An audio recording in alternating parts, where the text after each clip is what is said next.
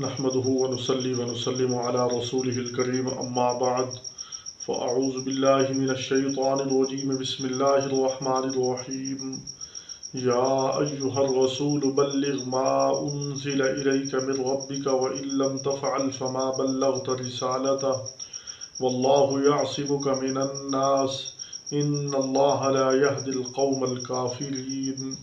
قل يا أهل الكتاب لستم على شيء حتى تقيموا التوراة والإنجيل وما أنزل إليكم من ربكم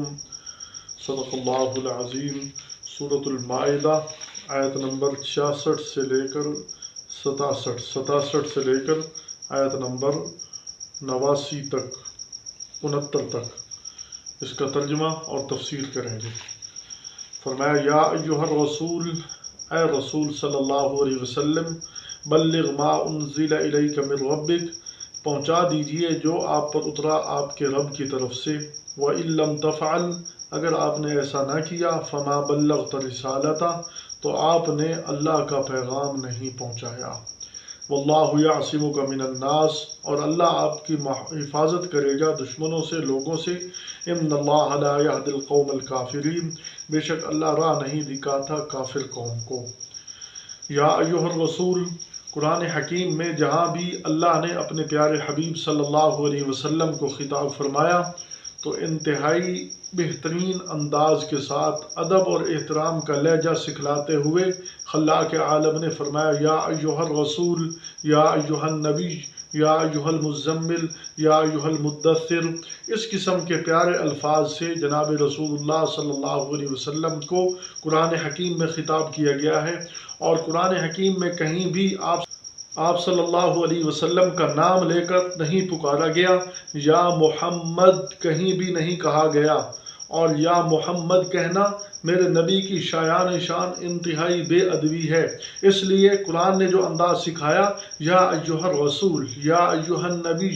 یا ایھا المزمل، یا ایھا المدثر، یہ الفاظ ہیں رسول اللہ صلی اللہ علیہ وسلم کی انتہائی ادب پر دلالت کرتے ہیں۔ اس لیے جب بھی آپ صلی اللہ علیہ وسلم کو پکارا جائے تو انتہائی ادب کا لہجہ اختیار کرنا چاہیے۔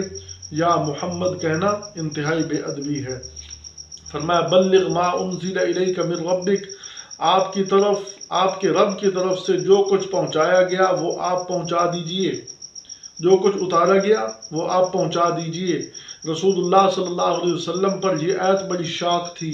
کہ جو کچھ اتارا گیا اس میں صاف صاف پہنچا دیجئے۔ آگے فرمایا وَإِن لَّمْ تَفْعَلْ، اگر آپ نے ایسا نہ کیا، فَمَا بَلَّغْتَ رِسَالَتَهُ، تو آپ نے اللہ کا پیغام نہیں پہنچایا۔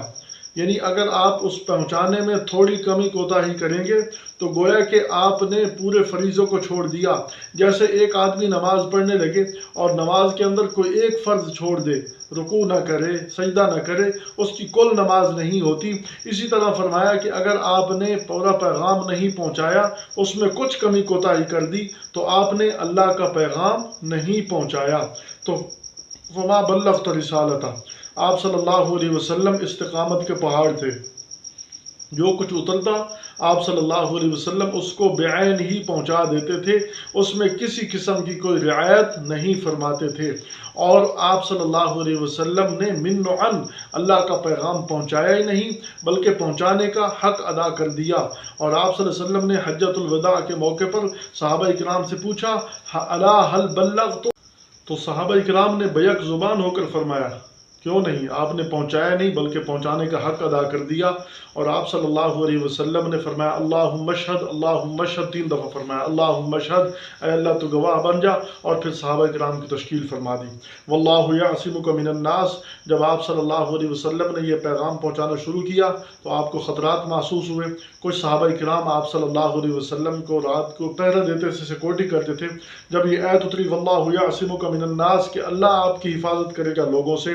تو اس وقت آپ صلی اللہ علیہ وسلم نے ارشاد فرمایا کہ اب تمہارے یہاں کھڑے ہونے کی ضرورت نہیں، کیونکہ اللہ نے اب میری حفاظت کی ذمہ داری لے لی ہے۔ لیکن یہ بات ذہن میں رہنے چاہیے کہ یہ تخصیص آپ صلی اللہ علیہ وسلم کی ہے۔ اگر کوئی اور آدمی آپ صلی اللہ علیہ وسلم کے اس فریضہ کو لے کر کھڑے ہو جائے، فریضہ رسالت کو، یعنی آپ صلی اللہ علیہ وسلم کا پیغام لوگوں تک پہنچانے کے لیے کھڑا ہو جائے، یعنی تبلیغ کی نیت سے کھڑا ہو جائے، تو اور وہ سمجھے کہ اب میرے ساتھ بھی یہ وعدہ ہے، یہ نہیں، اس کے ساتھ برکات ضرور ہوں گے گے اللہ تعالیٰ کی نصرت ضرور ہوگی، لیکن حفاظت کا وعدہ مخصوص آپ صلی اللہ علیہ وسلم کے لیے ہے، جیسا کہ مفسرین نے فرمایا ان اللہ لا یہدی القوم الکافرین، بے شک اللہ کافر قوم کو ہدایت نہیں دیتا، کیونکہ ہدایت اللہ کے اختیار میں ہے۔ انک لا تہدی من احببت ولکن اللہ یہدی من یشاء، بے شک اللہ ہدایت دیتا ہے جس کو پسند کرتا ہے، اور اللہ جس کو چاہتا ہے ہدایت دیتا ہے، لیکن آپ صلی اللہ علیہ وسلم ہدایت نہیں دے سکتے۔ یہ اللہ تعالیٰ نے واضح طور پر ارشاد فرمایا۔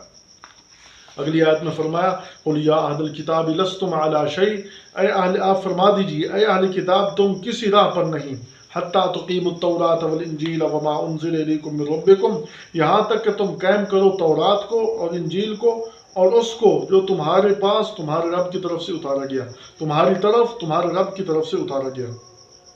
اس وقت تک تم کسی راہ پر نہیں جب تک تم، کیونکہ اہل کتاب نے تورات کو پورے طور پر نہیں اپنایا۔ تورات کو اگر اپناتے تو تورات کے اندر رسول اللہ صلی اللہ علیہ وسلم کی بعثت کی بشارت تھی، رسول اللہ صلی اللہ علیہ وسلم پر نازل ہونے والی کتاب کے متعلق بیان تھا، آپ صلی اللہ علیہ وسلم کی صفات جمیلہ بیان کی گئی تھیں، آپ صلی اللہ علیہ وسلم کا نام لے کر آپ صلی اللہ علیہ وسلم کی صفات بیان کر کے آپ صلی اللہ علیہ وسلم کی محل وقوع جہاں آپ صلی اللہ علیہ وسلم نے آنا تھا اتنے تک بیان کیا گیا تھا۔ اگر وہ تورات کو قائم کرتے تو ضرور آپ صلی اللہ علیہ وسلم پر ایمان لاتے، اور اس طرح انجیل کا معنی بشارت ہے، انجیل کے اندر واضح طور پر آپ صلی اللہ علیہ وسلم کے آنے کی بشارت دی ہوئی تھی، تو اللہ تعالیٰ نے واضح طور پر فرمایا کہ تم تورات اور انجیل کو جب تک قائم نہیں کرو گے اس وقت تم کسی راہ پر نہیں ہو، اور وما انزل الیکم من ربکم، اور اس چیز کو نہیں مانتے، اس چیز کو قائم کرو جو تمہاری طرف تمہارے رب کی طرف سے اتارا گیا، یعنی اس سے مراد قرآن حکیم ہے۔ قرآن حکیم کو بھی مانو، کیوں؟ کیونکہ قرآن حکیم تورات کا مصدق ہے، انجیل کا مصدق ہے، ہر بعد میں آنے والی پہلے والی کتاب کی مصدق ہوا کرتی ہے، اس لیے اس کو بھی مانو۔ تو قرآن کو جب مانو گے تو قرآن تو وہی بات بیان کر رہا ہے جو تورات اور انجیل کے اندر ہے۔ فرمایا وَلَيَزِيدَنَّ كَثِيرًا مِّنْهُم مَّا أُنزِلَ إِلَيْكَ مِن رَّبِّكَ، اور زیادہ ہو جائے گا ان میں اس چیز کی وجہ سے جو اتارا آپ کی طرف آپ کے رب نے، طغیانًا وکفرا، شرارت اور کفر اور شرارت ان میں بڑھ جائے گی، کیونکہ قرآن جب اترتا ہے قرآن کا وہ انکار کرتے ہیں، قرآن کی آیات کا انکار کرتے ہیں، اس سے کفر میں اضافہ ہوتا ہے اور شرارت بڑھ جاتی ہے، یعنی ان کے اندر شرارت کا مادہ بڑھ جاتا ہے، الٹا اس کے خلاف دلائل تلاش کرتے ہیں۔ فلا تأس علی القوم الکافرین، فرمایا آپ کافر قوم پر افسوس نہ کیجئے۔ ان الذین آمنوا والذین ہادوا، فرمایا جو لوگ ایمان لے اور جو لوگ یہودی ہیں، والصابئین اور صابی، والنصارى اور نصرانی، من آمن باللہ والیوم الآخر، جو کوئی ایمان لائے اللہ پر اور آخرت کے دن پر، وعمل صالحا اور نیک عمل کرے، فلا خوف علیہم ولا هم یحزنون، نہ ان پر کوئی خوف ہوگا نہ غمگین ہوں گے۔ فرمایا ایمان والے میں سے جو عمل کرے، اور جو لوگ یہودی ہوئے، یہودی تورات کے ماننے والے موسیٰ علیہ السلام کی امتی، والصابئون اور صابی، یہ وہ فرقہ ہے جو ستاروں کی پوجا کرتا ہے، یا اس فرقوں کا کہتے ہیں جو زبور کو ماننے والے ہیں، جیسے بعض مفسرین کی رائے ہے۔ تو بہرحال یہ لوگ والنصارى اور انجیل کو ماننے والے، ان کو دعوت دی گئی۔ فرمایا ان میں سے جو ایمان لائے اللہ پر اور آخرت کے دن پر، یہاں قرآن حکیم نے لفظ استعمال کیا ایمان لائے اللہ پر اور آخرت کے دن پر، اس سے تو ان لوگوں کو دلیل مل گئی جو لوگ یہ کہتے ہیں کہ بس ایمان باللہ ہو اور ایمان بالآخر ہو، آگے تورات کو ماننے والا ہو یا انجیل کو ماننے والا ہو وہ بھی مسلمان ہے۔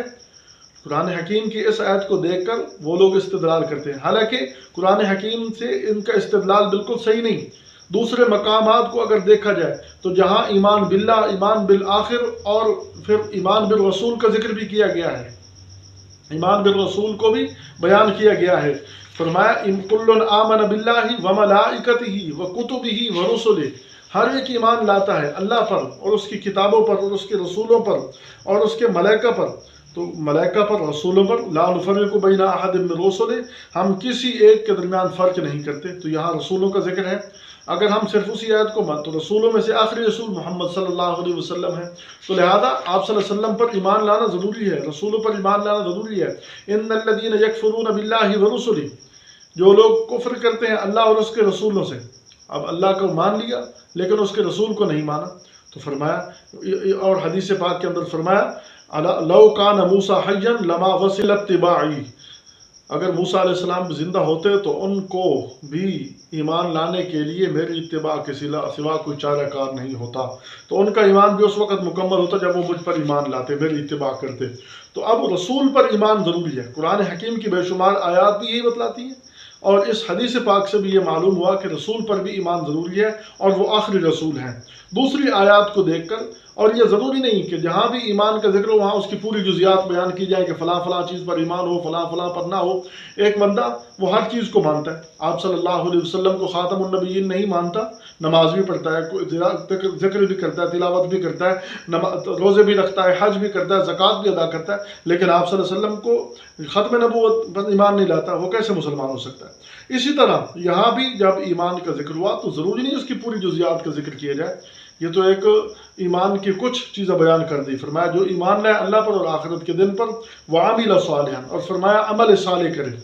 عمل صالح ضروری ہے، دائمی کامیابی کے لیے عمل صالح ضروری ہے۔ صرف یہودی کی نسبت کافی نہیں، صرف نصرانی کی نسبت کافی نہیں، صرف آپ صلی اللہ علیہ وسلم کی نسبت کافی نہیں ہے۔ نسبت اس وقت فائدہ دے گی جب ایمان بھی ہوگا اور ساتھ اعمال صالح بھی ہوں گے، اس وقت انسان کے لیے نسبت بھی مفید ہوگی، نسبت بھی کافی ضرور فائدہ دے گی۔ فرمایا ایسے لوگ جو ایمان لائے اللہ پر، آخرت کے دن پر، اور عمل صالح بھی کیے، فرمایا فلا خوف علیہم ولا هم یحزنون، ان پر نہ کوئی خوف ہوگا اور نہ وہ غمگین ہوں گے، ہر قسم کے عذاب سے معمون ہوں گے، اور گزشتہ جو انہوں نے کیا اس پر کوئی غم نہیں ہوگا، ہر طرح سے معمون اور محفوظ ہو جائیں گے۔ اللہ تعالی ہمیں ایسے لوگوں میں شامل فرمائے۔ وما توفیقنا الا باللہ۔